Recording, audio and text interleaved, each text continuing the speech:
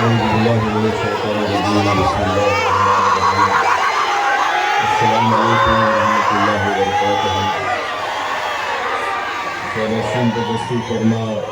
सैयद ज़ाकिर अहमद रशादी साहब, convener Syed moist Pasha साहब, बाली दरगाह मुफ्ती मंसूर साहब, मौला मुर्तज़ा साहब, मौला मोहम्मद शोएब साहब, मौला नूर मोहम्मद साहब, जनाब दादा पाशा साहब, मौला जबीउल्लाह साहब, मौला अतर पाशा कादरी साहब, जनाब मुनीर अहमद जमात इस्लामी के नुमाइंदे हैं, साबिक़ रुकन असम्बली अब्दुल हफीज़ खान साहब, मुफ्ती ज़ुबैर अहमद साहब, प्रोफेसर मतीन कादरी साहब, मौला गयास अहमद रशादी साहब, मौलाना इसाक़ साहब, मौजूद हाज़रीन इकराम, क्योंकि 9 मिनट बाकी है और मैं मुख्तसर से वक्त में मैं अपनी पूरी बात तो रख नहीं पाऊँगा, मगर वक्त का 9:30 बजे जलसे को ख़त्म करना है। मेरी आप तमाम से गुजारिश ये है कि ये क़ानून नहीं बनता अगर चंद्राबाबू नायडू, चिराग पासवान, नीतीश कुमार, कुमारास्वामी, अजीत पवार और पवन कल्याण ये लोग अगर बीजेपी के इस लाए हुए बिल की मदद नहीं करते तो आज ये कानून नहीं बनता। मेरी आपसे गुजारिश ये है कि आप कभी भी मत भूलिए चंद्राबाबू नायडू को, पवन कल्याण को, नीतीश कुमार को, चिराग पासवान को, कुमारास्वामी को, अजीत पवार को और जयंत चौधरी को। और आप अपने जमहूरी तरीके से जब कभी भी आपको मौका मिलेगा आंध्र प्रदेश में, आप चंद्राबाबू नायडू को हराइए, पवन कल्याण को हराइए। जब तक आप इनको सियासी तौर पर शिकस्त नहीं देंगे, इनका दिमाग ठिकाने आने वाला नहीं है। और हम शुक्रिया अदा करते हैं जगन मोहन रेड्डी का, उन्होंने इस बिल की मुखालिफत में वोट दिया, और उन तमाम सियासी पार्टियों का शुक्रिया अदा करते हैं जिन्होंने इस बिल की मुखालिफत में वोट दिया। कानून ऐसा बनाया गया है कि मिसाल के तौर पर आपको समझाने के लिए, यहाँ पर करनूल में गोल गुंबज की दरगाह है और वो आसार खदीमा का भी उसमें रोल है। अब जब से ये कानून बन चुका है, वक्फ बोर्ड उसका मालिक नहीं है, ASI उसका मालिक बन चुका है। हम चंद्राबाबू नायडू से पूछना चाह रहे हैं कि आपने कितना झूठ बोला आंध्र प्रदेश की आवाम को कि कुछ नहीं होगा। तीसरी बात यह है कि गवर्नमेंट किसी भी मस्जिद को, दरगाह को, खानखा को आपसे छीन सकती है। आप इस खुशफहमी का शिकार मत रहिए, नहीं हमारे पास है, ये है। गवर्नमेंट कुछ भी सेक्शन 3C उठाकर पढ़ लीजिए आप। और फिर इसमें ऐसा कानून बनाया गया कि लिमिटेशन का कानून लागू कर दिया गया। अगर कोई 20 साल से 12 साल से 20 साल से वक्फ की जायदाद पर काबिज है तो चंद्राबाबू नायडू उसको मालिक बना रहे। हम चंद्राबाबू नायडू से पूछना चाह रहे हैं, आपकी एक तरकारी की दुकान है हेरिटेज के नाम से, अगर वहां पर कोई 20 साल से कब्जा करके बैठ गया तो मेरी हो जाती, आपकी रहती। आप लिमिटेशन का कानून उस पर लागू कर दिए। RSS यही चाहती है कि इस मुल्क में उनके पास एक लिस्ट है उन मस्जिदों की, दरगाहों की, खानकाहों की, वो उसको हासिल करना चाहते हैं। और चंद्राबाबू नायडू और पवन कल्याण ने RSS के एजेंडे को सामने बढ़ाया है और RSS को इस मुल्क के सेकुलरिज्म को खत्म करने के लिए, इस मुल्क के आइन को, कॉन्स्टिट्यूशन को कमजोर करने के लिए चंद्राबाबू नायडू ने बीजेपी का साथ दिया। आंध्र प्रदेश में यकीनन तरक्की होनी चाहिए, मगर चंद्राबाबू नायडू आंध्र प्रदेश की आवाम को झूठ बोल रहे हैं। मैं अमरावती के लिए कर रहा हूँ। चंद्रबाबू नायडू अमरावती के लिए नहीं कर रहे हैं, सिर्फ अपने खानदान और दोस्तों के लिए आंध्र प्रदेश की बलि लगा दिए दिल्ली में। कोई अमरावती का काम क्या हो रहा है बताओ आप। मगर अल्लाह का करम है कि हम देख रहे हैं कि इतने कम अरसे में 2024 में इलेक्शन हुआ।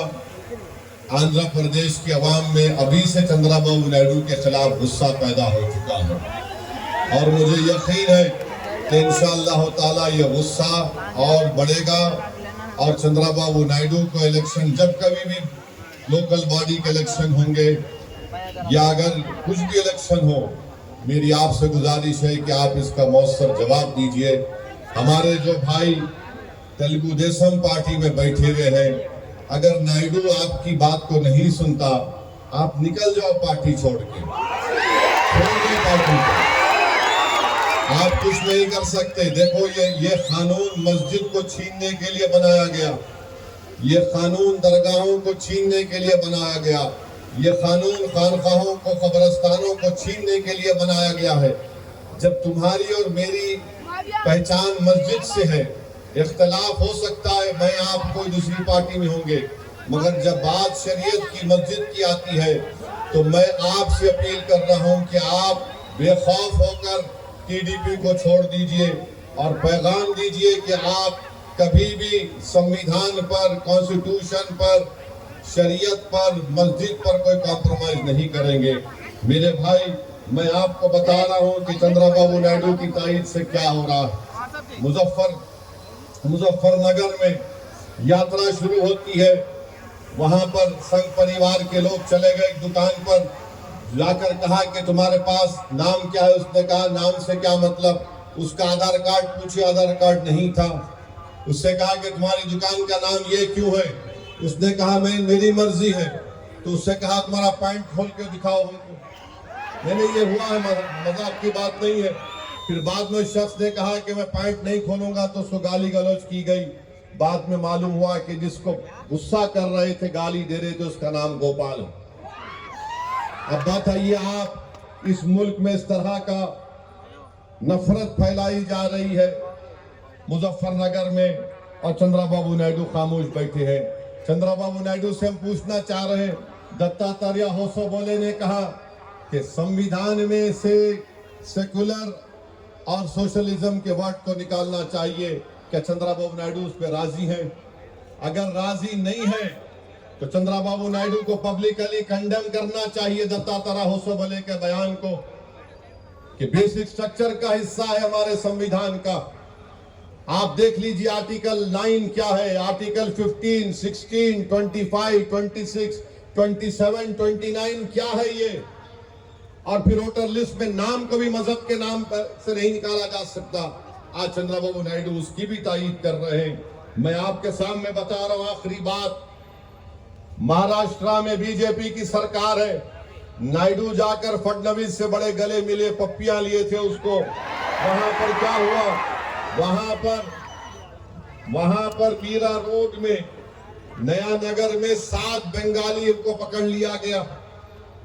एक का नाम महबूब और शमीम खान था, कंस्ट्रक्शन वर्कर थे, थाना डिस्ट्रिक्ट में पकड़ लिए। उसके बाद और 3 को पकड़ लिए। उसके बाद मियां बीवी को पकड़ लिए, फजल, मदल और तस्लीमा को। इनको पुलिस ने इनका आधार कार्ड देखा, बोले कि नहीं तुम बांग्लादेश के। उसने कहा मुर्शिदाबाद का हूं, बोले नहीं। फोन निकाला, फोन फेंक दिए। उसने पैन कार्ड दिया, पैन कार्ड फेंक दिए। इन 7-8 हमारे बंगाली मुसलमानों को जो हमारे देश के हैं, उनको बिठाकर बंगाल पहुंचाकर बीएसएफ के हवाले करके, बीएसएफ वालों ने उनको खूब पीटा और उनको ले जाकर ढकल कर बंदूक की नोक पर भारत के बॉर्डर से निकालकर बांग्लादेश के बॉर्डर में फेंक दिया। ये हो रहा है चंद्रबाबू नायडू।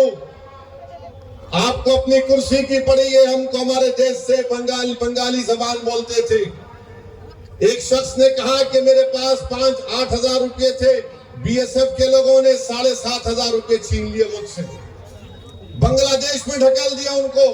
फिर बंगाल की पुलिस ने पूरा भिजाया, कागजात भिजाए कि यहाँ के रहने वाले 3 बॉर्डर है, उत्तर दिनाजपुर, कोच बिहार से ढकेल दिए 7 के 7 लोगों को।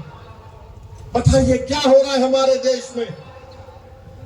अरे अगर आपको महाराष्ट्र में बंगाली बोलने वाले बांग्लादेशी नजर आ रहे हैं, मैं नरेंद्र मोदी से ये कह रहा हूं, भारत के वजीर आजम से, अगर आप जबान को देखकर ऐसा कर रहे हैं तो क्या आप में इतनी हिम्मत नहीं है कि वो 4 जालिम लोग जो 26 हमारे हिंदू भाइयों को पहलगाम में गोली मारे, वो कहां छुप गए? निकालो उन जालिमों को मोदी। आप सिर्फ बंगाली जबान बोल रहे हैं। उनका एयरपोर्ट पे, पूना एयरपोर्ट पे उनका आधार कार्ड फाड़ दिए, बेचारे का 25,000 का स्मार्टफोन रख लिए हजरत पुलिस। आप बताइए क्या हो रहा है हमारे देश में। बहरहाल क्योंकि वक्त हो चुका है, मेरी आपसे गुजारिश है कि आप तमाम लोग मिलकर तेलुगु देशम को सबक सिखाएंगे, नहीं सिखाएंगे? आप पवन कल्याण को बताएंगे कि सुपरस्टार आप हैं। अब बहुत हो गया है ड्रामाबाजी, एक्टिंग। तुम संविधान को धोखा दिए। मैंने अधोनी में कहा था, चंद्रबाबू नायडू ने संविधान को भी धोखा दिया, आंध्र प्रदेश की जनता को भी धोखा दिया, और चंद्रबाबू नायडू ने लोकेश को हमेशा के लिए ये कर दिया। आप जानते ना इस बात को। तो मेरी आपसे अपील है कि मुत्तहिद रहिए और दुआ करते रहिए फलस्तीनियों के लिए, जो आज उनको हजारों की तादाद में वहां पर मार दिया गया। अल्लाह उन फलस्तीनियों को भी सलामत रखे। अस्सलाम वालेकुम व रहमतुल्लाहि व बरकातहू।